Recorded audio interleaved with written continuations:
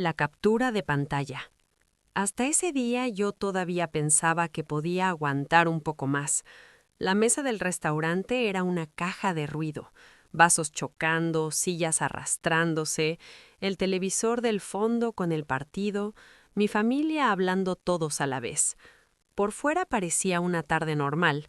Por dentro, cada carcajada me caía en el cuerpo como un golpe suave y constante. «Ay, no empieces, que todo te duele», dijo mi madre cuando rechacé otro trozo de pan. Que si la dramática, que si la enfermita. Incluso él, sentado a mi lado, remató: «Te vamos a comprar una campanita, como las abuelitas. Ding, ding, me duele algo». Todos se rieron. Yo también, por reflejo, pero fue una risa hueca, una que no me rozó por dentro. Algo hizo clic, silencioso, como cuando un elástico muy estirado se rompe sin hacer escándalo. El ruido del salón empezó a sonar lejano, como si alguien hubiera cerrado una puerta de cristal entre la mesa y yo. Sentí el sudor frío en la nuca, ese temblor leve en las manos que conozco bien. Me agarré a la primera salida. «Voy al baño», dije, y nadie preguntó nada. El pasillo olía a cloro y a desinfectante mezclado con perfume floral.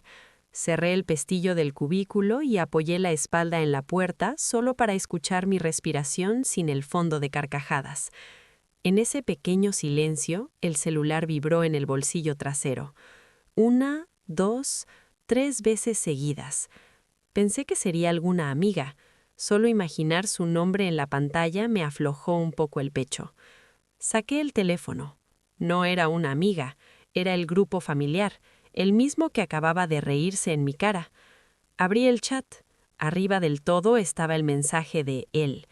La víctima profesional, con un emoji llorando de risa y otro de una mujer en silla de ruedas. Debajo, mi madre. Es que esta hija mía nació cansada, acompañado de un sticker de una momia envuelta en vendas.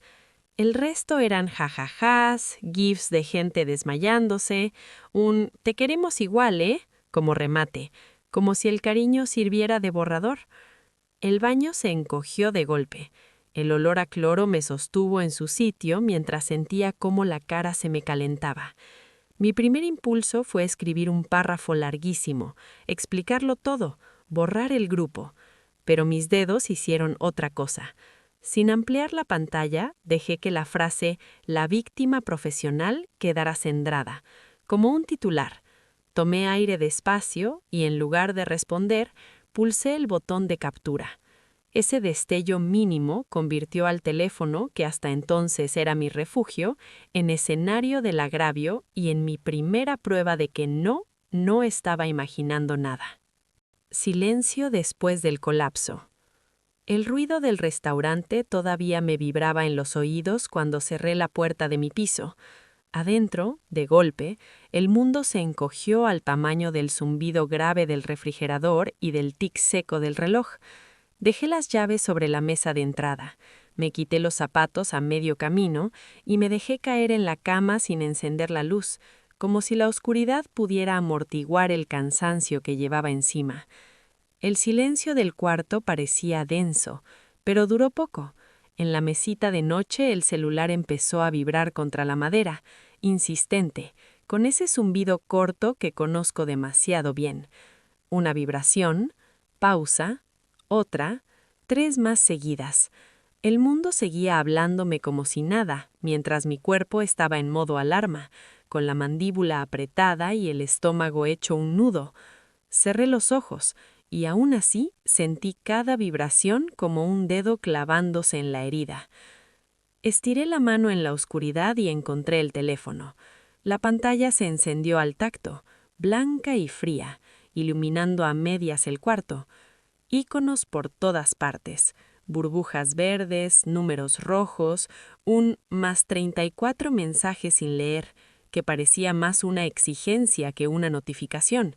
Yo sabía perfectamente de qué grupo venía ese alud de mensajes, y también sabía que si lo abría, iba a terminar otra vez explicando lo que ya había explicado 1000 veces.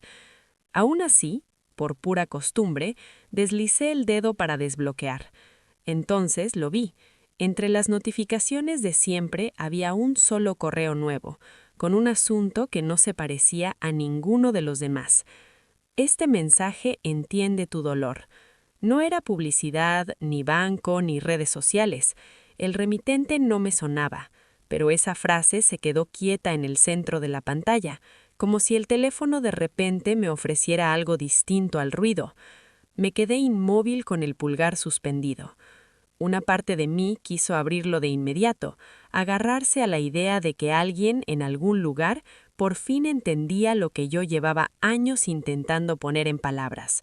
Otra parte, la más cansada, recordó cada vez que había hablado de mi dolor y había terminado convertida en chiste de sobremesa. Me vinieron a la mente diagnósticos caseros, consejos que nadie aplicaba a su propia vida, emojis de risa al final de mensajes larguísimos. Esa memoria pesó más que la curiosidad. Respiré hondo, conté hasta 3, y en lugar de tocar el asunto, deslicé el correo hacia un lado y lo marqué como no leído.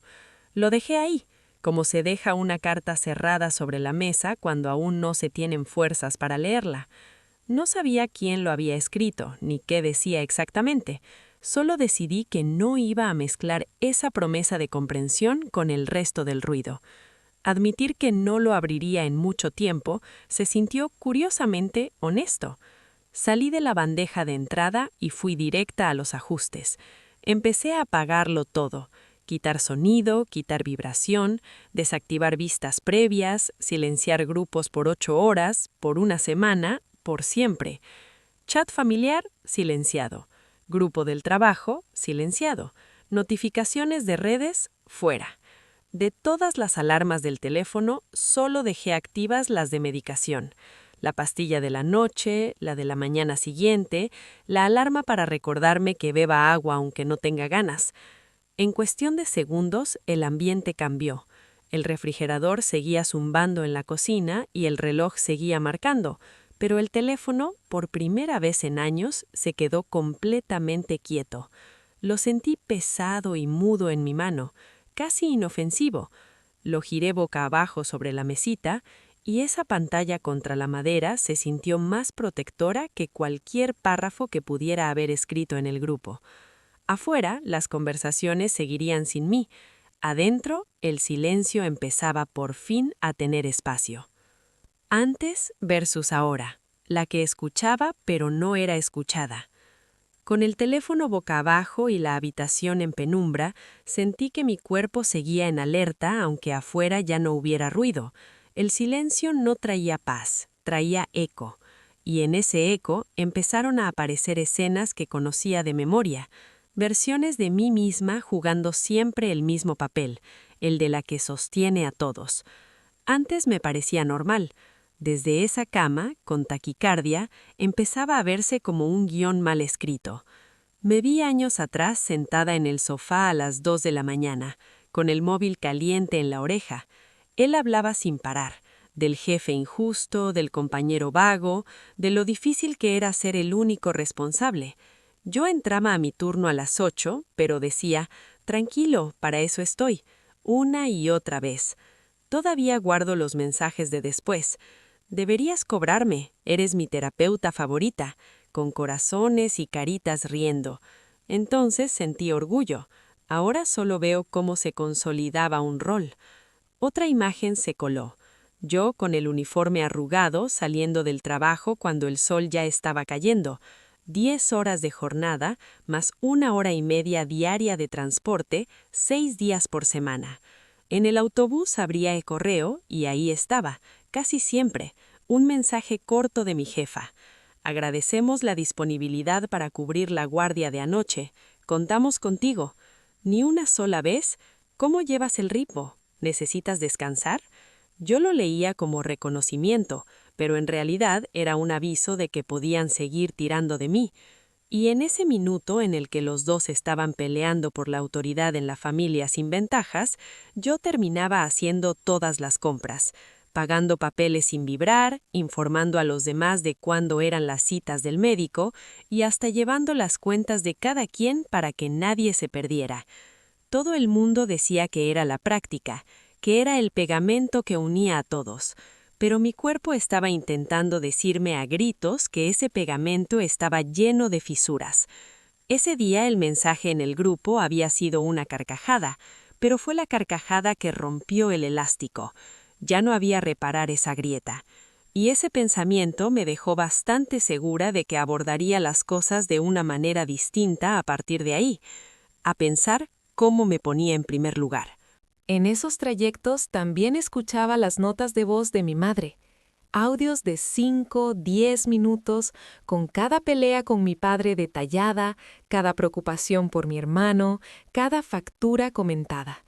«Es que eres la única que me escucha», repetía. Yo respondía con más audios, más comprensión, más frases tranquilizadoras. Sin darme cuenta, me entrené a eso, a ser buzón, amortiguador, terapeuta improvisada, la de los oídos siempre abiertos, aunque por dentro estuviera agotada. Mientras tanto, mi cuerpo iba pasando su propia información, pero en otro canal. Primero llegó el insomnio, noches enteras dando vueltas, durmiendo 3 o 4 horas como máximo. Luego las migrañas, esa punzada detrás de los ojos después de demasiados turnos seguidos y demasiado ruido. Hace un año, la gastritis recibió nombre oficial en un informe, diagnóstico, tratamiento, lista de alimentos prohibidos y una frase subrayada: reducir el estrés. Nadie explicó cómo se hace eso cuando tu vida entera gira en torno a sostener el estrés ajeno. Mirando las cifras, todo encajaba con una lógica incómoda. Casi 8 años con mi pareja, 6 en el mismo trabajo, jornadas de 10 horas más 1,5 de transporte diario, 8 años disponible emocionalmente para él, 6 cubriendo huecos en la empresa, posponiendo comidas y descansos. No era exagerado que el cuerpo explotara. Exagerado era seguir fingiendo que no pasaba nada. Esa noche, tumbada en la cama, sentí las 2 versiones de mí misma superpuestas, la que respondía a audios a cualquier hora y la que ahora no tenía fuerzas ni para escuchar lo que su propio cuerpo llevaba tiempo diciendo. Y entendí que nadie iba a notar mi límite mientras yo siguiera actuando como si no existiera. Por primera vez, me pareció más peligroso seguir igual que empezar a cambiar algo, aunque no supiera cómo ni por dónde. Decisión: tratar mi dolor como dato, no como drama. Al día siguiente, nada fuera parecía distinto, pero por dentro algo había girado. Abrí los ojos con la misma resaca de cansancio de siempre y aún así tuve un pensamiento nuevo.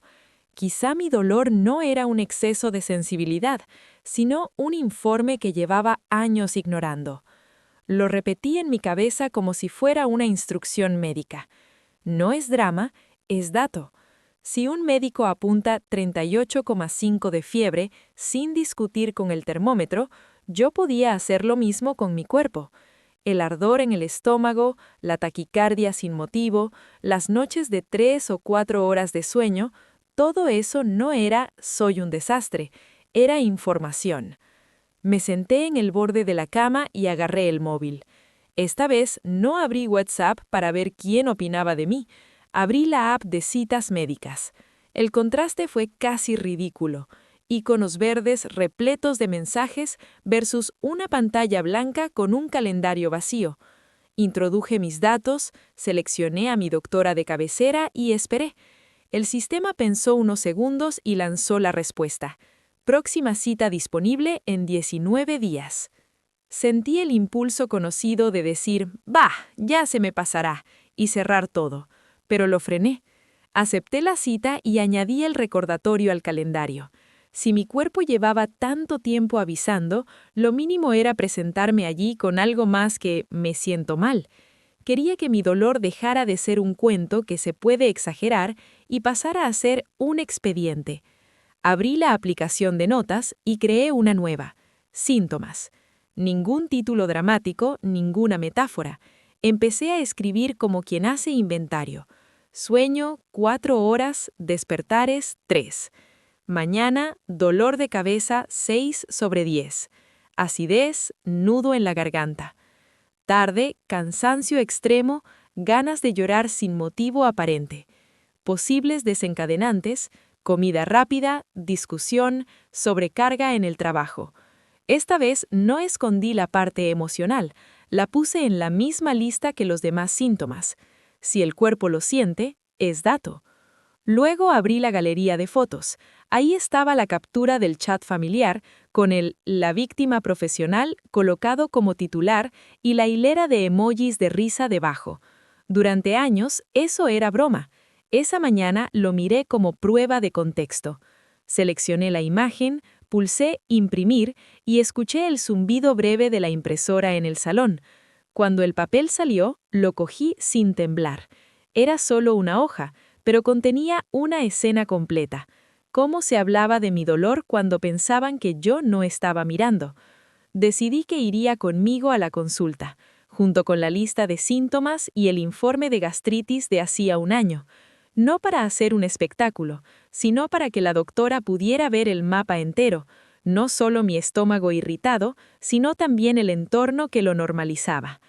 Yo iba a dejar de ser la exagerada para convertirme en la persona que trae números, fechas, frases exactas. Pensé entonces en la terapia. Busqué rápido en Google y confirmé lo que ya sabía. En mi ciudad, una sesión privada cuesta entre 35 y 50 euros. Una a la semana significaba al menos 140 euros al mes, casi media renta. Con mi sueldo, mis jornadas de 10 horas y 1 hora y media de transporte diario, esa frecuencia simplemente no encajaba. Esta vez no usé esa realidad para rendirme, la usé para diseñar algo posible. Encendí el portátil, abrí una hoja de cálculo y anoté lo básico: sueldo neto, alquiler, transporte, comida, pequeñas deudas. Ajusté columnas hasta ver claro cuánto margen real tenía. Con recortes y priorizando, podía pagar una sesión privada al mes y seguir usando el seguro público para el resto. No era perfecto, pero era un comienzo financiable, no un sueño caro que solo servía para frustrarme. Mientras tecleaba números y miraba citas en el calendario, sentí que el rol cambiaba. Ya no era la chica confundida dando explicaciones en un grupo de WhatsApp. Empezaba a ser la testigo que llega con todo en orden. Mi vida seguía igual de llena, mis horarios igual de apretados, pero mi postura interna era otra. En vez de disculpar mi dolor, lo estaba archivando como evidencia. Si estás escuchando esto, te propongo algo sencillo antes de seguir. Abre una nota en tu móvil y escribe un solo síntoma que llevas tiempo ignorando, físico o emocional. No tienes que enseñárselo a nadie. Solo míralo y pregúntate con honestidad tranquila: si tu cuerpo hablara hoy por mensaje, ¿qué te escribiría? La nota de síntomas en mi móvil fue el primer mensaje que le envié a mi propio cuerpo. El segundo llegó cuando crucé la puerta del centro de salud con todos mis papeles en la mano. Por dentro seguía siendo caos, pero fuera todo se volvió procedimiento: formularios, números de historia clínica, horarios en paneles. Esa frialdad me resultó dura al principio, luego empecé a verla como algo a mi favor. En la consulta, la doctora me miró en silencio mientras yo desplegaba sobre su mesa mi archivo: la lista de síntomas, el informe de gastritis, la captura del chat familiar con la víctima profesional, subrayado en bolígrafo azul. No me interrumpió con clichés ni minimizó nada. Solo me pidió que respirara y que le contara desde cuándo me sentía así. Mientras hablaba, me di cuenta de que estaba usando el mismo tono con el que antes contaba las historias de otros, pero esta vez el tema era mi vida. Le expliqué lo de las jornadas de 10 horas más 1 hora y media de transporte, las migrañas, el insomnio, bromas, el nudo en el estómago que no se deshacía desde hacía meses. Ella no puso cara de sorpresa exagerada ni me dijo que era lo normal.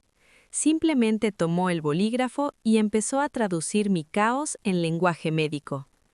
Escribió en el ordenador durante unos minutos, revisó mi historial y luego imprimió un parte con mi nombre completo, la fecha de ese día y un diagnóstico claro: trastorno de ansiedad generalizada, con su código F41.1 al lado.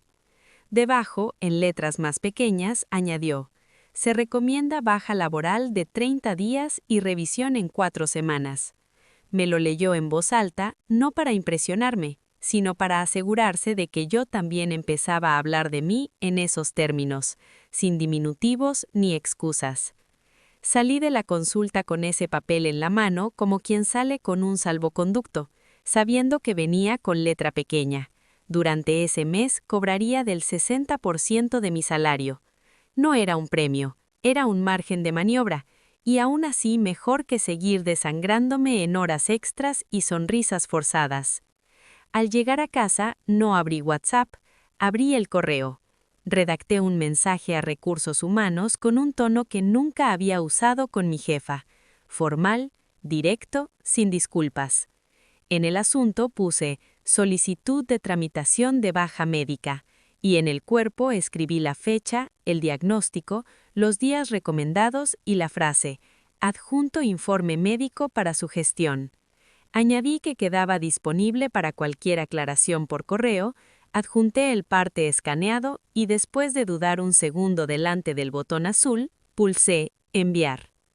El contraste con mis mensajes de siempre a mi jefa era evidente. Nada de lo siento mucho, prometo recuperarme rápido. Solo datos y un PDF adjunto. Esa tarde, mientras esperaba respuesta, fui a la primera sesión de terapia que había conseguido encajar en el presupuesto. El consultorio olía a incienso y a café. La psicóloga llevaba zapatillas y un cuaderno de tapa dura en la mano. No me pidió que resumiera toda mi vida en 10 minutos. Me preguntó qué necesitaba hoy, y mientras yo hablaba, anotaba palabras sueltas, no discursos. Al final de la sesión me entregó una hoja con un ejercicio. Quiero que escribas una carta a la persona que sufre dentro de ti, decía, y debajo había espacios esperando ser llenados. Era otro tipo de mensaje, no hacia afuera, sino hacia adentro, pero seguía siendo escritura, palabras puestas con intención en un sitio concreto. En casa abrí de nuevo la hoja de cálculo de mis finanzas. Con el 60% del sueldo, cada cifra pesaba el doble. Recorté suscripciones, bajé el presupuesto de ocio casi a cero y reservé un pequeño monto fijo para esa sesión mensual de terapia, y anoté la diferencia en rojo. No era agradable ver números negativos, pero verlos así, en columnas, me recordaba que por primera vez estaba organizando mi vida alrededor de mi salud y no al revés.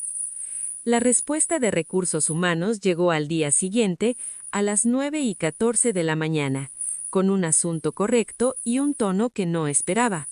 No había reproches ni insinuaciones. Agradecían que les hubiera informado con tiempo, explicaban paso a paso cómo tramitar la baja y, para mi sorpresa, me ofrecían una posible reubicación temporal a un puesto menos exigente cuando regresara. Al final del correo, casi como una nota al margen, añadían que la empresa contaba con un servicio de apoyo psicológico y que podía solicitarlo de forma confidencial si lo consideraba útil. Leí ese mensaje 2 veces, sintiendo el contraste con la dureza de mi jefa, y entendí que el problema nunca había sido que yo inventara mi dolor, sino a quién se lo estaba contando. Primer giro de poder, cuando dejo de explicar mi dolor. Con el correo de Recursos Humanos todavía abierto en la pantalla, algo se recolocó en mi cabeza. Ya había gente que reaccionaba a mis datos sin pedirme que me justificara, pero en mi vida personal yo seguía escribiendo como si estuviera en deuda con todos. Abrí WhatsApp por inercia y vi la lista interminable de conversaciones. Mi pareja arriba del todo, luego el grupo familiar, luego amigas, trabajo, vecinos. Era el mismo teléfono de siempre, pero por primera vez vi esos chats como pasillos por donde se me escapaba la energía. Hasta ese día, mi estilo de mensaje era una mezcla de ensayo y confesión. Él me mandaba un «Oye, ayer estuviste muy rara», y yo respondía con párrafos de 10 líneas explicando cada gesto, cada silencio, cada dolor de cabeza. Perdona si exageré, es que estoy cansada, ya sabes cómo soy. Terminaba casi siempre como si tuviera que pedir disculpas por sentir. Mi mamá me dejaba un audio diciendo que estaba preocupada porque no sonreía tanto como antes, y yo contestaba otro más largo justificando mi cansancio, minimizando lo que realmente me pasaba. Era un patrón automático. Ellos lanzaban una frase corta, yo devolvía un informe. Esa noche, en lugar de seguir escribiendo novelas por chat, abrí la conversación con él y me quedé mirando la pantalla en blanco. Los 3 puntitos de escribiendo no aparecían, y ese silencio digital me dio un margen. Decidí que mi respuesta no iba a ser una explicación, sino un límite. Borré 2 comienzos de mensaje que sonaban a lo de siempre, y al final escribí solo 3 líneas. Hay temas sensibles que ya no voy a hablar por WhatsApp. Si quieres que los trabajemos, tiene que ser en sesión con la psicóloga. Si no, no quiero hablarlos. Lo releí 3 veces buscando la trampa y al no encontrarla, lo envié. Ver mi propio mensaje, tan breve, fue casi extraño. No había emoticonos, no había disculpas, no había promesas de yo voy a cambiar, solo una condición clara. Él tardó en contestar. Mientras tanto, una parte de mí repasaba su historia como si quisiera adelantarse a sus argumentos. Sabía que en su casa llorar era peligroso. Su padre se enfadaba si alguien hacía escenas. Su madre se tragaba las lágrimas hasta enfermar. Creció aprendiendo que sentir era falta de control y que el que lloraba perdía. Entender eso me hacía más fácil comprender su incomodidad con mis emociones, pero ya no me parecía una buena razón para que siguiera burlándose de ellas. Minutos después llegó su respuesta. No hace falta meter a extraños en nuestras cosas, pero bueno, si tú lo necesitas. Seguido de un emoji encogiéndose de hombros. Antes, ese si tú lo necesitas habría bastado para que yo me justificara otra vez. Esta vez simplemente dejé su mensaje en visto. No tenía nada que añadir. El límite ya estaba dicho. Luego abrí el grupo familiar. Ahí estaban los mismos chistes de siempre sobre la delicada, los memes reenviados, las cadenas de oración. Mi pulso se aceleró un poco, pero en lugar de entrar a defenderme o a explicar por qué me había dolido la broma, busqué el icono de opciones y pulsé silenciar. Al desplegarse las opciones, elegí 8 semanas. 2 meses sin el zumbido constante de ese coro opinando sobre mí. Confirmé y de inmediato el grupo se volvió visualmente más pequeño, como si se hubiera ido al fondo de un cajón. En vez de borrar la conversación, hice algo distinto. Seleccioné los mensajes que me habían marcado más, los que habían convertido mi dolor en chiste, y usé la opción de reenviar. Pero no se los mandé a nadie, los guardé en una conversación conmigo misma, en una carpeta que llamé pruebas/recordatorios. Ahí estaba el «Naciste cansada» de mi madre, el «Drama Queen» de mi hermano, el sticker de la momia, las risas, no para torturarme, sino para no volver a dudar de si estaba exagerando cuando mi memoria intentara suavizar las cosas. Hacer eso con mi madre me dolió especialmente. Ella viene de una época en la que ir al psicólogo era cosa de locos peligrosos. Creció en un barrio donde lo normal era aguantar, callar, ir a misa los domingos y seguir. Sé que jamás tuvo a nadie que le dijera «te veo» cuando estaba al límite, y que su forma de sobrevivir fue ironizar, hacer chistes de todo, minimizar para no derrumbarse. Comprender sus motivos me ha dado ternura muchas veces, pero ternura no es lo mismo que permiso. Ese fue el cambio real, entender su historia y la de él sin usarlas contra mí ni en mi contra. Puedo reconocer que llorar fue peligroso para él y que pedir ayuda fue impensable para ella, y aún así decidir que en mi vida ya no cabe que se rían de mi dolor. No necesito convertirlos en monstruos para poner límites. Tampoco necesito seguir siendo la adulta comprensiva mientras yo me parto por dentro. Ese día, con el teléfono como testigo, dejé de usarlo como arma en mi contra y empecé a convertirlo en archivo a mi favor.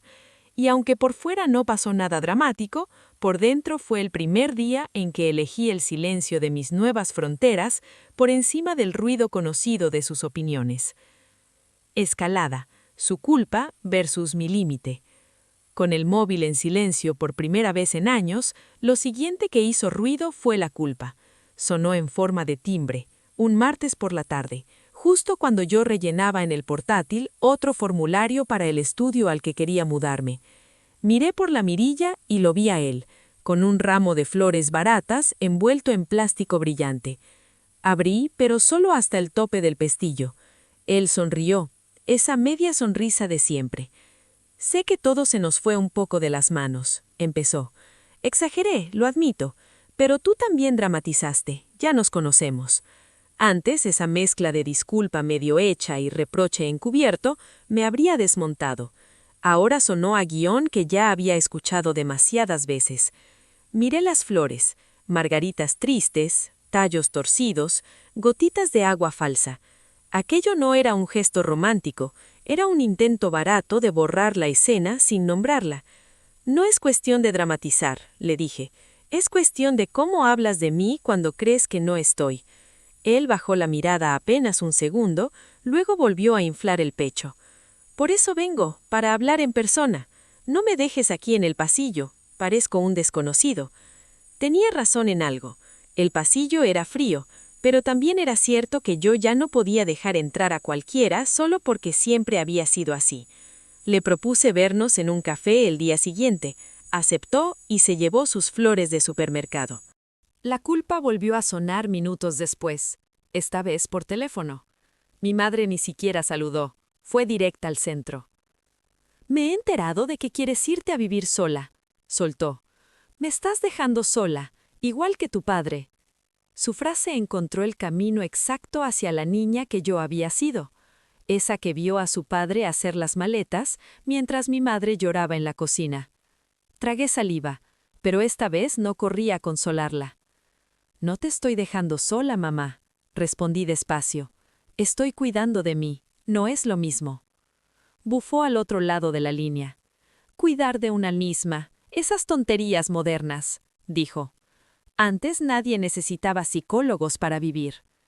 Y es verdad que en su mundo pedir ayuda era cosa de locos, que llorar significaba perder el control delante de gente que no perdonaba debilidades. Puedo entender de dónde viene, pero entender su historia no obliga a repetirla. «Ahora soy yo la que se está enfermando», le dije. «No voy a quedarme mala para que nadie se sienta acompañado». Hubo un silencio corto y luego atacó por otro flanco. «¿Y de dónde vas a sacar el dinero para irte? Todo eso son ideas hasta que falte para pagar la luz». Ahí la conversación dejó de ser solo emocional. Pensé en la hoja de cálculo abierta en mi portátil. El estudio que había encontrado pedía 2 meses de fianza, 1.200 euros, más el mes por adelantado. Yo llevaba semanas metiendo billetes en un sobre y hablando con un comprador para mi coche, el mismo que me llevaba y traía del trabajo cada día.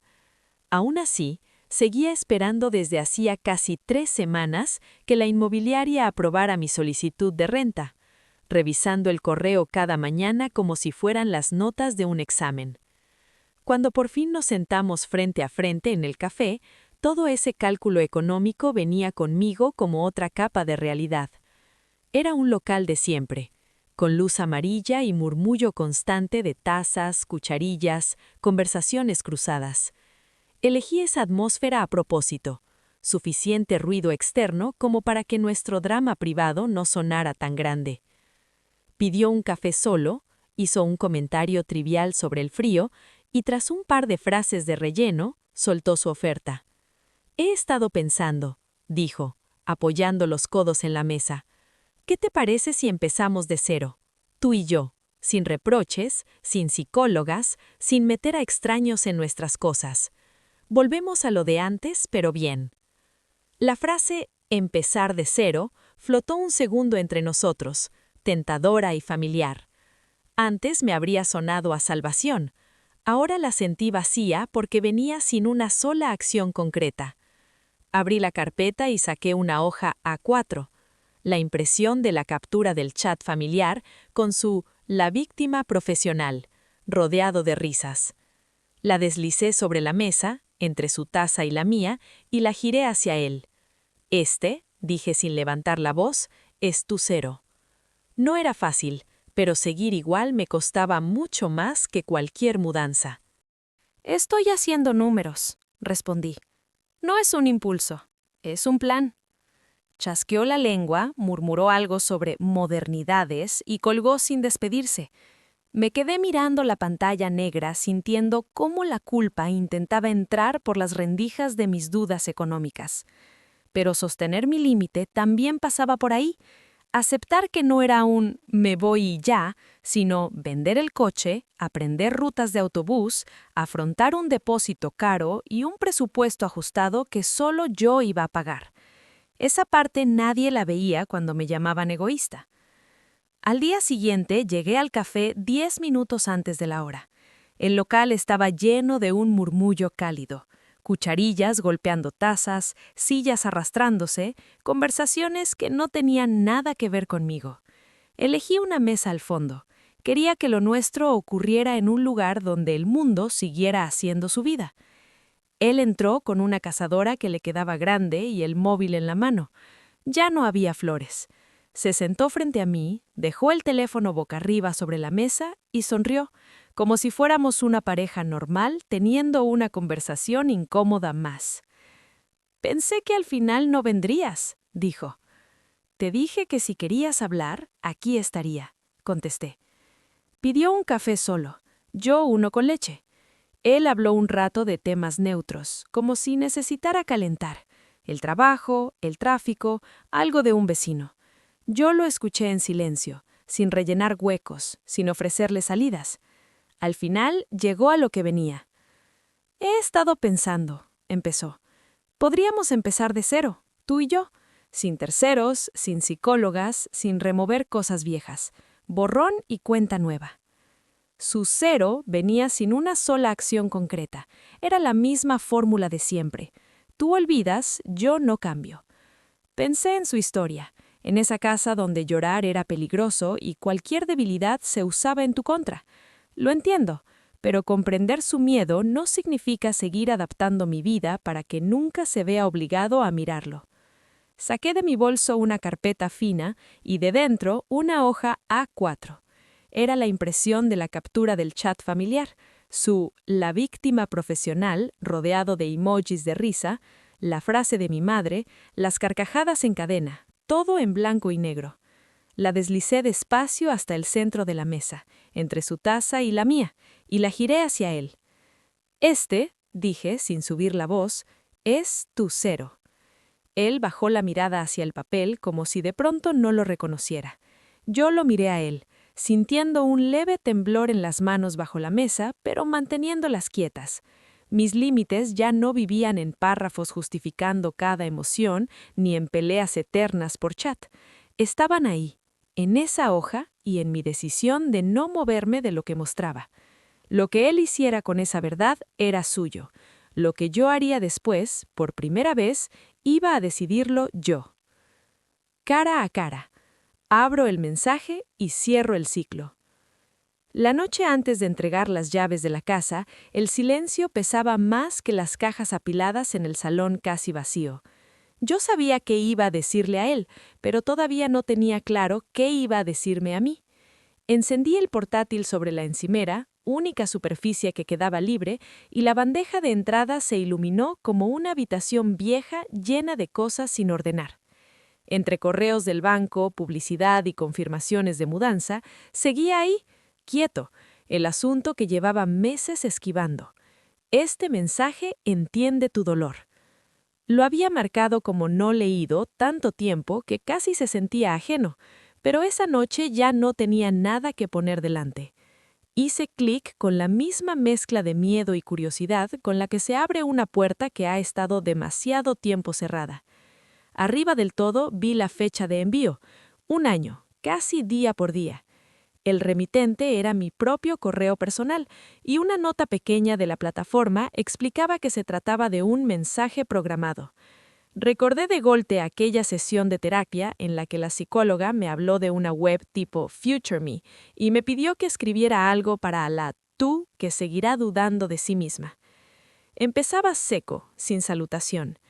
Cuando hagan chiste de tu dolor, recuerda que eso dice más de su miedo que de tu valor. Sentí una mezcla extraña de vergüenza y alivio. Eran mis propias palabras, pero sonaban más firmes que cualquier cosa que hubiera dicho últimamente. Seguí leyendo. Vas a querer justificarles, explicar que en su casa llorar era peligroso, que en la época de tu madre ir a terapia era de locos. Entiende su historia, pero no confundas entender con permitir que se rían de la tuya. Más abajo estaba la frase que me dejó clavada al suelo. Si llegas a leer esto, es porque por fin te estás creyendo. Algo dentro de ti tuvo que romperse para que te sientes a abrir este correo. No vuelvas atrás por miedo a estar sola. Atrás solo está la versión que deja que otros le expliquen quién es. Apoyé la mano en la encimera para anclarme. No era una revelación mística, era mi yo de hace un año hablándole a la que estaba a punto de irse de casa con las manos temblando. El resto del mensaje parecía escrito para el día siguiente. Un día, alguien intentará minimizar lo que te dolió. Te dirá que exageras, que hagas borrón y cuenta nueva. Antes de contestar, acuérdate de que tú eres quien sabe cómo se siente tu pecho a las 3 de la mañana. Habla desde ahí, no desde su incomodidad. Lo releí varias veces, como si necesitara memorizar un guión antes de salir a escena. Al cerrar el portátil, el silencio del piso cambió de sabor. Ya no era solo ausencia de ruido, era espacio para decidir. Guardé el portátil en la mochila, metí también la copia impresa de la captura del chat y dejé en la encimera el manojo de llaves metálicas. Durante años habían sido símbolo de vida compartida. Ahora eran solo 3 piezas frías que tenía que devolver. Quedamos en vernos abajo, en el portal. Él llegó con las manos en los bolsillos, sin flores ni grandes gestos, pero con el mismo tono de siempre. «Tanto lío por unas llaves», dijo, medio riéndose. «Esto se podría haber arreglado hablando». Noté la vieja ola de culpa intentando subir, pero el eco del correo era más fuerte. «Cuando hagan chiste de tu dolor, recuerda lo que vale». Le tendí las llaves y esperé. Él las tomó, las hizo sonar en su mano y lanzó el mismo guión de siempre. No entiendo por qué llegamos a esto. Te montaste una película. Pudimos haber empezado de cero, sin psicólogas ni dramas. Lo miré a los ojos, con el cuerpo tenso pero la voz tranquila. No es una película, dije. Es mi vida, y no voy a volver a explicar mi dolor a alguien que se ríe de él. No hubo pelea. Encogió los hombros y se fue. En el portal en silencio, abrí mi correo y elegí creer en ese mensaje, no en él. Resolución: convertir mi dolor en mapa para otras. Las llaves que dejé en su mano cerraron una puerta, pero abrieron otra que no se ve. En mi estudio nuevo todo era mínimo. Cama individual, mesa pequeña, una ventana a un patio casi mudo. La soledad física pesaba, pero por primera vez el espacio dentro del pecho no dependía del humor de nadie. El silencio seguía, pero ya no era amenaza, sino margen. Escuchaba el zumbido del frigorífico y los pasos del vecino sin que mi cuerpo estuviera en alerta esperando el siguiente comentario. Entre terapia quincenal, 40 euros cada 2 semanas que notaba, y un presupuesto apretado hasta el último euro, mi vida era simple: trabajar, pagar alquiler, cocinar básico, tomar la medicación. No sobraba nada, pero tampoco me faltaba aire. Una noche abrí el portátil viejo y empecé una nota con frases que me habían sostenido. Trozos del correo: este mensaje entiende tu dolor. Ideas de sesión, recordatorios tipo: no estás loca, estás agotada. Pensé que si a mí me hubiera ayudado leer eso antes, quizá a otra mujer también. No fue un gran plan, fue un que todo este desgaste al menos sirva de mapa. Abrí una cuenta anónima, sin foto ni nombre. Solo una frase: este mensaje entiende tu dolor. Subía fotos de mi cuaderno, listas de síntomas con fechas y pedazos de diarios donde se veía cómo me llamaban exagerada. Era un contraste fuerte. Cuando empezaron a llegar mensajes privados de mujeres diciendo «me estoy viendo en tus notas» o «pensé que era la única», abrí el canal. Grababa de noche, con el móvil apoyado en una torre de libros, hablando bajo para no molestar al vecino. El portátil se colgaba al editar y subir un video tardaba casi 1 hora. A veces quería rendirme, pero me repetía que si había sobrevivido años a las bromas y a que dudaran de mi cordura, podía aprender a cortar y pegar clips. Entre mi primera baja médica y los primeros 10,000 suscriptores pasaron unos 10 meses. Nada viral, crecimiento lento, terapia cada 15 días, menos taxis y caprichos, más arroz y lentejas. Pero cada comentario de «gracias, ya no me siento exagerada» me recordaba que no estaba regalando mi dolor, lo estaba convirtiendo en guía. Ahora, cuando grabo un video tipo «este mensaje entiende tu dolor cuando sientes que molestas», lo hago desde ese espacio interno que gané con límites, papeles y mudanzas incómodas. Y ya que estás aquí, te pido algo sencillo. Piensa en tu peor momento y escribe en los comentarios una sola frase que te hubiera gustado escuchar entonces, para que entre todas llenemos este lugar de mensajes que de verdad entienden el dolor. Nota final. De invisible a voz que entiende tu dolor. Las noches en mi estudio ya no son un campo de batalla, son una especie de sala de control pequeña. No hay gritos ni discusiones eternas por chat, solo la luz suave del escritorio, el ruido lejano de algún televisor ajeno y mi teléfono boca arriba por primera vez sin miedo. Los mensajes siguen llegando, pero ahora la diferencia es quién tiene la última palabra sobre cuáles abro y cuáles dejo pasar. Tengo 3 conversaciones ancladas arriba. Una amiga con la que puedo decir «hoy no puedo con nada», sin que eso se convierta en chiste. Mi terapeuta y el grupo pequeño de mujeres que conocí a través del canal. Esas notificaciones las abro casi enseguida. Contesto con calma, a veces con un audio corto, otras con un simple «te leo, aquí estoy». Debajo, más abajo, siguen apareciendo nombres viejos, familia, conocidos, alguna persona que solo escribe cuando necesita algo. A esos muchas veces los dejo en visto sin culpa o respondo con un «hoy no puedo, hablamos otro día». El límite ya no es una pelea, es una frase breve y constante. Mientras tanto, en el portátil, tengo abierto el guión del siguiente video. Límites silenciosos que cambian tu vida. Tecleo ejemplos concretos, capturas de agenda, listas de síntomas, frases que puedes guardar como plantilla cuando el cuerpo se enciende y la mente quiere borrar la evidencia. Me doy cuenta de que lo que antes era solo supervivencia, ahora empieza a parecerse a un método. Fechas, palabras, decisiones pequeñas que juntas dibujan otro tipo de vida. Pienso en un futuro proyecto, quizá un taller, quizá un cuaderno guiado, para enseñar a otras mujeres a documentar su propio dolor antes de que alguien las convenza de que exageran. Cómo guardar correos, anotar episodios, registrar sensaciones sin juicio. Ya no me interesa que los chats familiares entiendan mi valor. Me interesa que ellas aprendan a leerse a sí mismas con la misma seriedad con la que un médico lee un informe. Cierro el chat donde alguien intenta llevarme de vuelta a la broma fácil y abro la carpeta donde guardo las frases que me sostuvieron. Me acuerdo de quién era y de quién ya no tengo intención de volver a ser. Antes era la mujer que pedía permiso para sufrir, ahora soy la mujer cuya voz entiende el dolor, el mío y el tuyo, y lo convierte en punto de partida, no en sentencia. Lo que venga después, por primera vez, se va a construir desde ahí.